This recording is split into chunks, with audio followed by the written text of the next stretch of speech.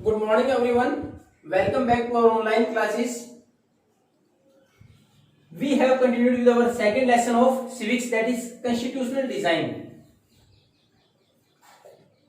Till that time we have gone through the topic of constitutional design regarding South Africa. How the new constitution was made in South Africa, what struggle was done there, how they reached to a common consensus कि किस प्रकार हम सहमति तक पहुंचे, and how that trust was maintained through a written constitution, किस प्रकार उस विश्वास को बनाए रखा गया एक लिखित संविधान के द्वारा, and it became the one of the finest constitution of the world, संसार के अच्छे संविधान में से एक बना हुआ।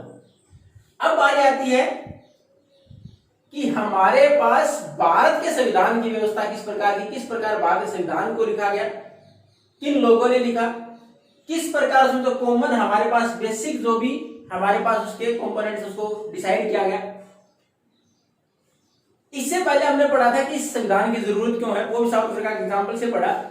उसमें हमने मेजर पॉइंट्स पढ़े थे, तो ट्रस्ट को बनाए रखना कि अगर कोई भी व्यक्ति ये बोले कि in the future we are not going to do this, we will strictly follow that particular norms और रेगुलेशंस, हम ये माने तो उसकी क्या गारंटी उसका पालन होगा जब तक कि वो रिटन फॉर्म में नहीं हो, यानी लिखित में है सब पालन किया तो ठीक है। अगर किसी ने बोल दिया हो सकता है he is not going to keep his words, हो सकता है अपनी बात पर न रहे, उसके लिए ट्रस्ट को बनाए रखना। उसके बाद उसके अंदर अधिकार लिखे होते हैं लोगों के, तो उन अधिकारों की अवहेलना अगर कोई करता है then we can approach to the court. उसके अलावा सरकार किस प्रकार बनाई जाएगी वो मेंशन होता है संविधान के अंदर।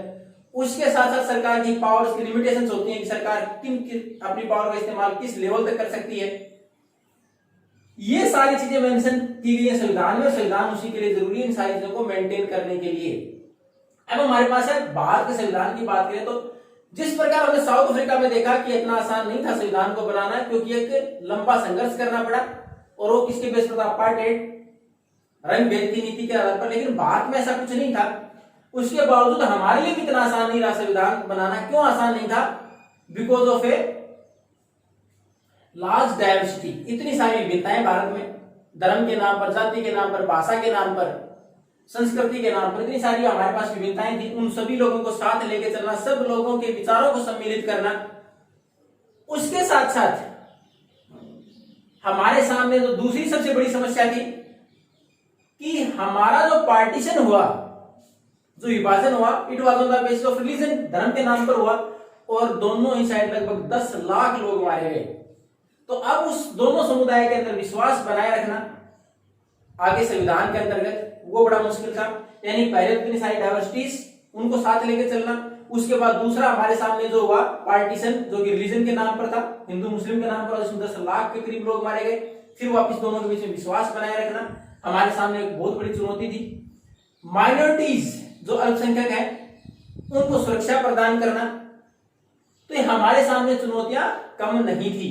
और एक और सबसे बड़ी परेशानी हमारे सामने, a biggest challenge which was created by the British government, एक बड़ी चुनौती जो सरकार कौन सी ब्रिटिश गवर्नमेंट ने हमारे सामने खड़ी की, कौन सी थी? The British government given a free hand to the princely states, if they want to be free then they can, if they want to go with India it's up to them only, and if they want to join Pakistan they can.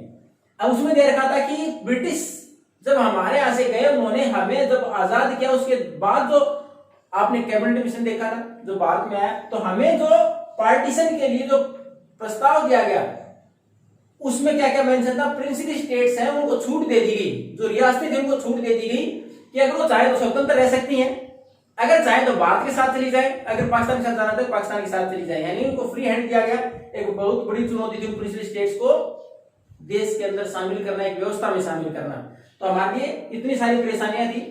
अब आपको princely states में थोड़ा सा लग रहा होगा कि what do you mean by princely states, नया वर्ड हो सकता है आपके लिए। अब देखो प्रिंसली स्टेट्स और प्रोविंसेस,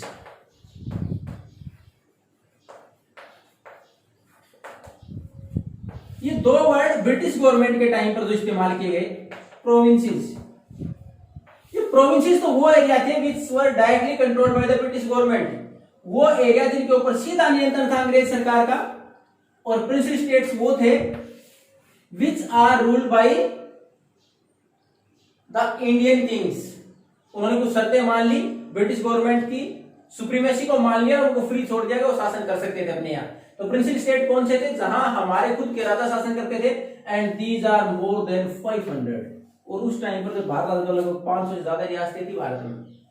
अब इनको फ्री छोड़ दिया गया कि if you want to join Pakistan then you can, if you want to join India then you can, if you want to free you could be, रह सकते हो। तो इस परिस्थिति में उनको साथ लेके चलना सबसे बड़ी परेशानी थी। तो इतनी सारी चुनौतियां थी हमारे सामने। अब हमारे लिए एक पॉजिटिव चीज थी, तो वो क्या थी? केवल कि हमारे यहाँ जो फ्रीडम स्ट्रगल था उसके दौरान ही हमें जिस प्रकार की कंसेंसस की जरूरत पड़ी, आम सहमति की जरूरत पड़ी साउथ अफ्रीका, उसकी जरूरत हमें नहीं थी। हमें क्यों नहीं थी? केवल हम ब्रिटिश गवर्नमेंट के खिलाफ ही नहीं लड़ रहे थे, हम उस रूल के खिलाफ ही नहीं लड़ रहे थे, but we also want to transform our society, our political system. हम इसलिए भी लड़ रहे थे तो ब्रिटिश गवर्नमेंट है तो उसकी व्यवस्था है, उसमें बदलाव करना है, उनको नहीं यहां से भगाना है, हमें हमारी राजनीतिक व्यवस्था, सामाजिक व्यवस्था में बदलाव करना। तो हमारे सामने बेसिक रूल्स है, जो बेसिक कॉन्सेप्ट है वो क्लियर थे सबके दिमाग में कि हमें आगे किस प्रकार आगे बढ़ना है। हमें बाद में इसकी जरूरत नहीं पड़ी, सबसे पॉजिटिव चीज थी हमारे लिए।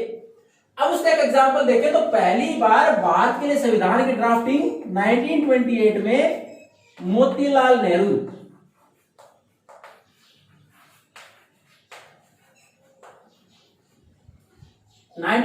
में भारत के लिए संविधान की ड्राफ्टिंग की गई थी, कि प्रारूप तैयार किया गया था। मोतीलाल नेहरू और उनके साथ 8 कांग्रेस के लीडर होते, उन्होंने ड्राफ्टिंग की थी। उसके बाद 1931 में कराची में जो कांग्रेस सेशन हुआ, कांग्रेस का अधिवेशन हुआ, उसके अंदर फिर से इस पर डिसाइड किया गया, डिस्कस किया गया, व्हाट वुड बी फ्री और इंडिपेंडेंट इंडिया, किस प्रकार का होगा हमारा स्वतंत्र भारत, यानी उसमें नियम कैसे होंगे, किस संविधान को फॉलो करेंगे, कौन से नियमों का पालन होगा। अब इन दोनों में एक कॉमन चीज क्या थी? जो मोतीलाल नेहरू और उसके साथ कांग्रेस लीडर्स ने जो बनाया था संविधान, या फिर 1931 में कराची अधिवेशन में जो डिस्कशन हुआ, उसमें एक कॉमन चीजें क्या क्या थी? Universal franchise. सारे सहमत थे कि सबको वोट का अधिकार दिया जाएगा, क्योंकि ब्रिटिश गवर्नमेंट के दौरान कुछ एक लोगों को मिला था कि यूनिवर्सल फ्रेंचाइज, और ये क्या? सार्वभौमिक, सबको वोट का अधिकार मिलेगा।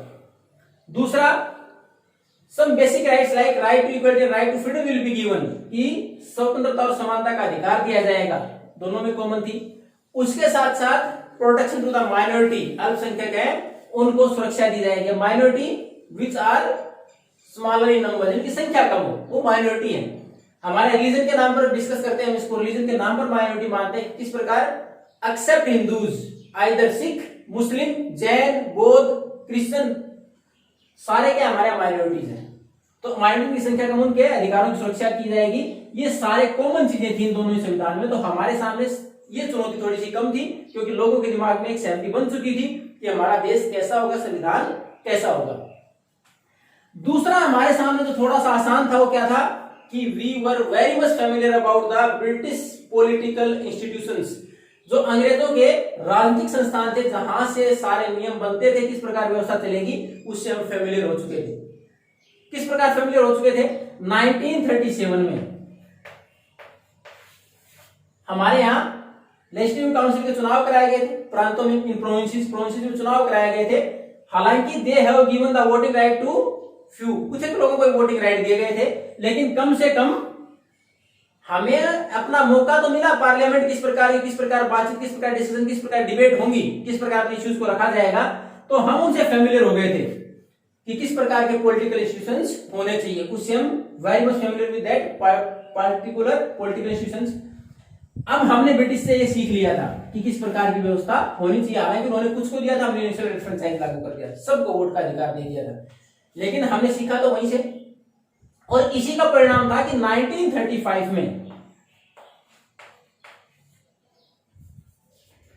इंडियन एक्ट ऑफ 1935 है,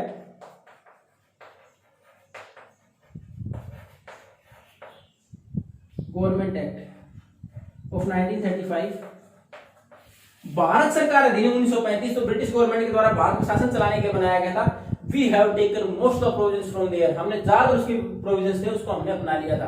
जब हमारा नया संविधान लागू किया गया तो अंग्रेज सरकार जिस प्रकार हमारे 1935 के कानून के अनुसार शासन चला रही थी, हमने उनको अपना लिया था, क्योंकि हम ब्रिटिश गवर्नमेंट के बहुत सारे उनसे फेमिलियर थे, उनको हम कुछ एक को हम अच्छा भी मानते थे व्यवस्था को, उसके अनुसार हमने इसको अपना लिया था। अब उसके साथ साथ हमारा संविधान बनने में एक लंबा समय लगा। कितना? It was of 2 years 11 months and 18 days, nearly about 3 years, लगभग 3 साल का समय लगा हमें बनाने में। तो इतना लंबा समय डिस्कशन और डिबेट का उसका बेनिफिट क्या हुआ हमें? उसका बेनिफिट ये हुआ, हमारे जो लीडर्स थे वो कई जगह उन्होंने विजिट भी की, हमारी जो पुरानी व्यवस्थाएं थी या पुराने जितने भी हमारे यहाँ अलग अलग देशों में जो डेवलपमेंट है उनके बारे में उन्होंने पढ़ा भी, सीखा भी और उनसे इंस्पायर भी उन बातों को आगे संविधान में रखा जा सका। एग्जाम्पल देख ले हम, तो हमने 1789 में जो फ्रेंच रिवॉल्यूशन हुई थी, 1789 में जो फ्रेंच रिवॉल्यूशन हुई, उसमें हमारे आप जो फर्स्ट लेसन पढ़ा था हिस्ट्री का, उसमें the major legacy was the fundamental rights, तो वो अधिकार कि लोगों को अधिकार मिलेंगे, there must be a government of according republic और democratic government would be there, एक हमारे पास लोकतांत्रिक और गणतांत्रिक सरकार होगी, वो सारे विचार सीखे। फिर हमारे पास 1970 में फ्रेंच के बाद कौन सी, अगर रशियन रिवॉल्यूशन की बात करें, समाजवाद की जो सामान्य वर्ग है उसको किस प्रकार सरकार में पार्टिसिपेट करने का मौका मिले, सामान्य व्यक्ति का अधिकार हो सरकार में शामिल होना, हमने वहां से ये सीखा। उसके साथ साथ ब्रिटेन में पार्लियामेंट ने तो 1688 में शासन ले लिया था राजा से, 1688 में पार्लियामेंट की स्थापना हो गई थी ब्रिटेन में। अब हमने वहां से पार्लियामेंट्री फॉर्म ऑफ गवर्नमेंट सीखा कि संसद किस प्रकार की, किस प्रकार डिस्कशन हो, किस प्रकार डिबेट हो, किस प्रकार के हाउसेस होंगे हमारे पार्लियामेंट के, ये हमने ब्रिटेन से सीखा। तो ये अलग अलग चीजें हैं हमने पूरे संसार से सीखी, लेकिन इसका मतलब ये नहीं है we have totally imitating that, हमने उनकी नकल नहीं की एज इट इज। हमने ये देखा are these applicable to India, क्या ये सारी चीजें भारत पर लागू हो सकती हैं? जो लागू हो सकती थी भारत की परिस्थितियों के अनुसार उनको लागू कर दिया गया। तो ये हमारे पास कॉन्स्टिट्यूशन डिजाइन में हम आगे बढ़ेंगे, हमारे संविधान किसने बनाया, कितने लोग शामिल थे, किन की महत्वपूर्ण भूमिका रही, किसने किस प्रकार के विचार दिए, किस प्रकार लोग चुने गए थे। उससे पहले हमने कॉमन ये पढ़ा कि हमारे संविधान बनाने में समस्याएं क्या क्या थी। हमारे पास भी डायवर्सिटी बहुत सारी, विविधताएं बहुत सारी थी, सबको साथ लेके चलना। दूसरा पार्टीशन हुआ था हमारा संविधान बनने से पहले ही, तो उसमें हमारे यहाँ पार्टीशन किसके बेसिस पर हुआ, धर्म के नाम पर। तो हमारे यहाँ थोड़ा सा आपस में देयर वाज हेटेड बिटवीन टू रिलीजियस कम्युनिटीज, तो हमारे लिए आसान नहीं था दोनों के अंदर ट्रस्ट को वापस बनाए रखना, विश्वास को बनाए रखना। उसके साथ साथ ब्रिटिश गवर्नमेंट ने जो हमें अलग होने के लिए पार्टीशन के दौरान जो प्लानिंग हमें योजना जो दी, उसमें क्या था कि हमारे यहाँ प्रिंसली स्टेट्स थे जो हमारी रियासतें को छूट दे दी थी फ्री रहने की, वो हमारे सामने एक बहुत बड़ी चुनौती थी। आसान क्या रहा हमारे लिए? आसान हमारे लिए जो हमारे पास कॉन्सेंसस, हमारा पहले लोग स्ट्रगल के दौरान, फ्रीडम स्ट्रगल के दौरान एक सहमति बन चुकी थी कि देश की शासन व्यवस्था कैसी होगी, लोगों को अधिकार मिलेंगे, बेसिक राइट्स पर किसी को कोई कंफ्यूजन नहीं था। वो हमने देखा 1928 और 28 में संविधान बनाया गया मोतीलाल नेहरू के द्वारा, उसमें भी 31 के अधिवेशन में भी कॉमन चीजें थी, universal difference, right to equality, right to freedom, protection to the minority. तो हमारे सामने सामान्य चीजें थी तो कि इंक्लूड की जानी थी और बहुत पहले सहमति बन चुकी थी। दूसरा हमारे लिए आसान था, हम पॉलिटिकल सिस्टम जो ब्रिटिशर्स का था उससे वेल अवेयर थे, बहुत अच्छे से पहले से मालूम था कि शासन किस प्रकार चला जाए, कौन सी व्यवस्था हो, उससे हमारे लिए आसान हो गया पार्लियामेंट्री फॉर्म ऑफ गवर्नमेंट को अपनाना। और अलग अलग जगह से हमने बहुत सारी चीजें सीखी। We have not imitated directly, हमने सीधा नकल नहीं की। पहले हमने ये देखा these are applicable or not in Indian condition, क्या वो लागू हो पाती है या नहीं, अगर है तो उनको अपना लिया गया। तो इससे हमारे यहाँ एक बहुत अच्छा संविधान बनकर तैयार हुआ। अगली क्लास में हम पढ़ेंगे किस प्रकार उस संविधान को वास्तविक रूप दिया गया। उस टाइम तक आप एक बार go through the lesson, if you have any doubt then you can ask, we will proceed in the next class. Thank you and have a nice day.